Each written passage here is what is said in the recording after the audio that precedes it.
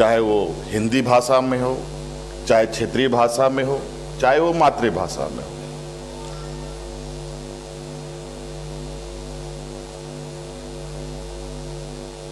और लोग अपने आप को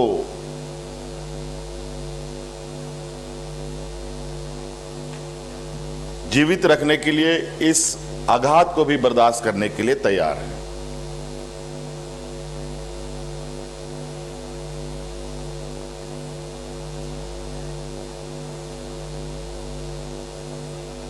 बड़ा विचित्र स्थिति है।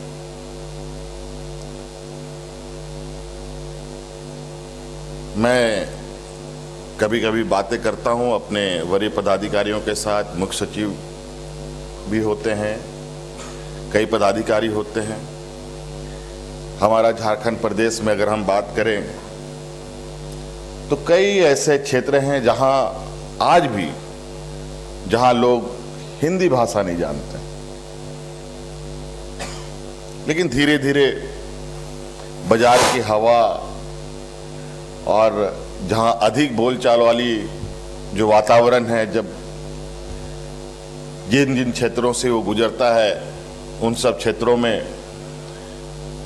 वो अपनी छाप भी छोड़ता है। मैं जब कोई कार्य योजना के विषय में चर्चा करता हूं तो मुझे ये लगता है कहीं ना कहीं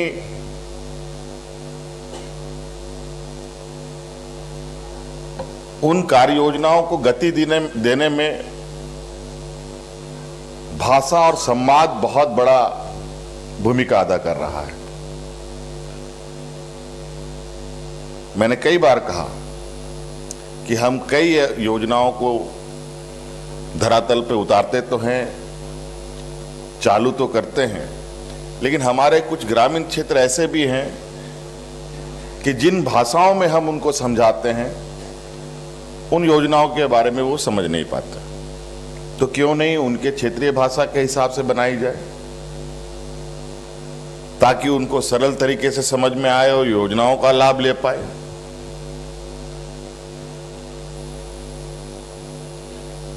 और ये मैंने महसूस किया है और बहुत करीब से इसको समझने का भी प्रयास किया।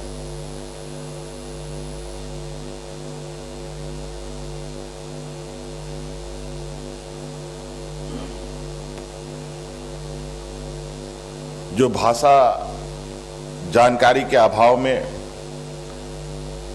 जो कन्वर्सेशन होते हैं दो लोगों के बीच में, जब वो बातें समझ में नहीं आती है तब वहां एक मिडिल मैन को रखा जाता है जो हमारी भाषा को भी समझता है, उसकी भाषा को भी समझता है। ये सिर्फ हम ही नहीं करते हैं, बल्कि देश में बड़े बड़े राजनेता, चाहे राष्ट्रपति हो, प्रधानमंत्री हो, किसी भी देश के बड़े बड़े राजनेता हो, अपना ट्रांसलेटर रखते हैं, जिसको मैंने मिडिल मैन के रूप में कहा। मैं जो अनुभव करता हूं राज्य में,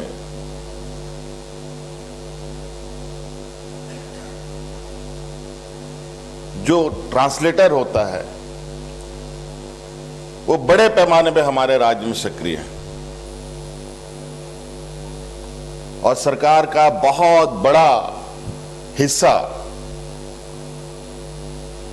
जो हम आम नागरिकों के लिए योजनाएं लगाते हैं, चालू करते हैं, उनमें से वो छिटक लेते हैं, उनमें से उनका हिस्सा मार लेते हैं। तो कहीं ना कहीं हर भाषा की एक बहुत महत्ता है, बहुत बड़ी भूमिकाएं हैं। आज हिंदी दिवस को लेकर इस देश के प्रति हमें ये एहसास, ये बोध कराता है कि जिस तरीके से तिरंगा हमारा देश का पहचान है, तो हिंदी भी हमारा देश का पहचान होना चाहिए। ये संकल्प हमारा होना है।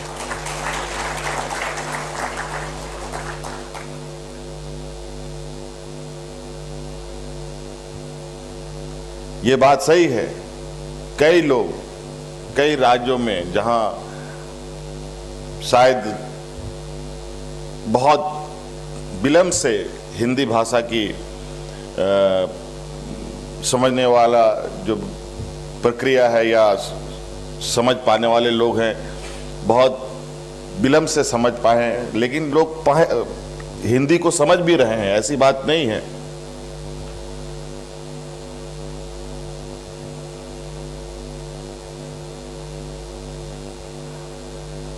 आदरणीय अशोक जी ने कुछ यहाँ पर जैसे विलुप्त होते समाज के बारे में बताया, लोहार, असुर वगैरह की जो बात इन्होंने कही, ये बात सही है। कई चीजें भाषा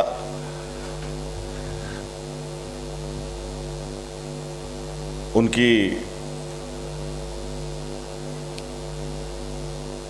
खत्म होती है तो सिर्फ भाषा खत्म नहीं होती, बल्कि उसकी सभ्यता, उसकी संस्कृति सभी समाप्त होती। अब असुर जाति को ही ले, इन लोगों ने पूरे दुनिया को लोहा कैसे बनता है इसका साइंस दिया। आज वही बेचारे खत्म हो गए, वो हादसे पे चले गए, हादसे पे क्या लगभग खत्म हो गए। और कुछ आंकड़े तो ऐसे भी भयावह होने जा रहे हैं जो मुझे शायद मैं गलत भी हो सकता हूं, जो आने वाला समय में कई ऐसे भाषा हैं जो इस धरती से विलुप्त हो जाएंगे, इस देश से भी खत्म हो जाएंगे, जो इस देश में बोली जाती है।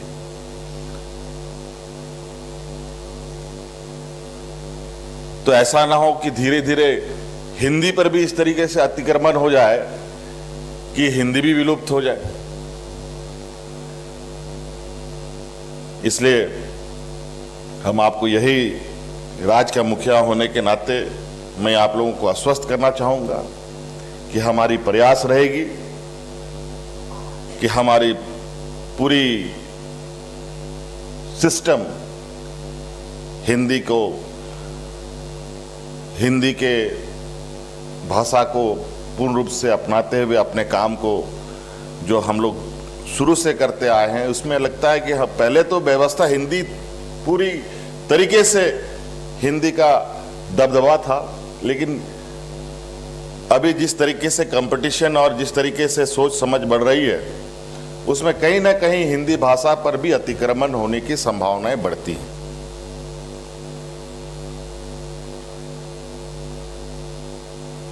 चाहे वो हम नई तकनीक की उपयोगिता की बात कर लें, चाहे वो कंप्यूटर से काम करना, चाहे मोबाइल से काम करना, ऑनलाइन व्यवस्था से काम करना। जब हम अंग्रेजी में ऑनलाइन सीख सकते हैं, मोबाइल अंग्रेजी में कर सकते हैं, तो हिंदी में क्यों नहीं कर सकते हैं? ये भी हमें करना की आवश्यकता है। कई ऐसे देश हैं जो अपने देश के भाषा के साथ अपने सारी सिस्टम को ऑपरेट करते हैं।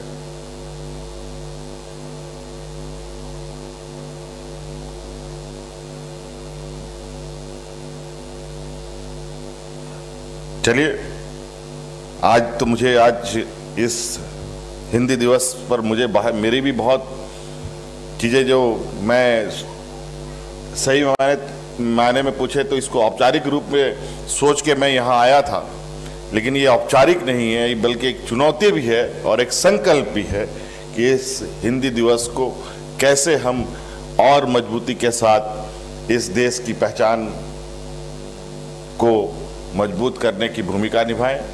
इस पर हम सब लोग एक दूसरे का सहयोग निश्चित रूप से आवश्यक है। इन्हीं बातों के साथ आप सब लोगों को बहुत बहुत शुभकामनाएं आज के शुभ अवसर पर। सब